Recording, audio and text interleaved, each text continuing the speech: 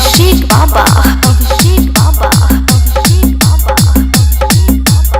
Azamgarh, Azamgarh, Azamgarh, Azamgarh. Hello, के बोला था? हम कहाँ सखी बोलत रही सखी? अच्छा तभी फोन काट काहे हो? अभी फोन काट कमीनी।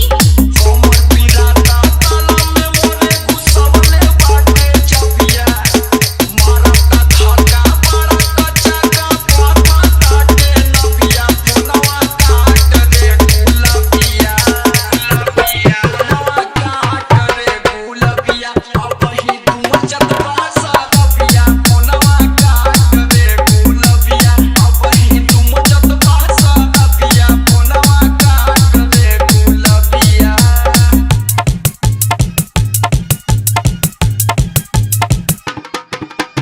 अभिषेक बाबा, अभिषेक बाबा, अभिषेक बाबा, अभिषेक बाबा।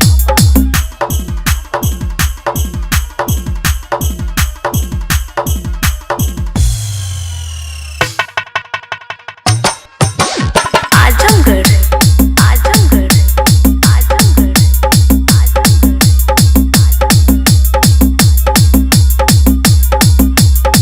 कोना कपड़ा देही पपारे दामी में टांग फसवले बा दामी में टांग फसवले बा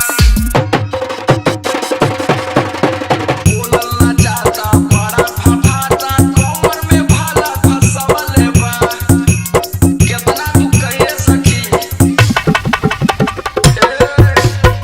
कोना कपड़ा देही पपारे दामी में टांग फसवले बा बोलल ना जाता बड़ा फफाता कमर में भाला फसवले बा खुमचता खुमचता कैसे के बोली तू ही बताओ रे सखिया खुमचता खुमचता कैसे के बोली तू ही बताओ रे सखिया फोनवा काट रे गुलबिया फोनवा काट रे गुलबिया अब ही तुम चता साबिया फोनवा काट रे गुलबिया अब ही तुम चता साबिया फोनवा काट रे गुलबिया। अभिषेक बाबा, अभिषेक बाबा, अभिषेक बाबा, अभिषेक बाबा,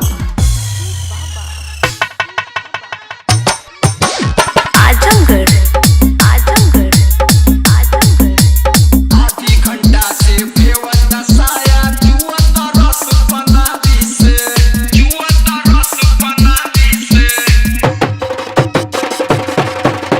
नशा में दशा बिगड़लस रे दैया गन्ना तेरे बरिया हरी से गन्ना तेरे बरिया हरी से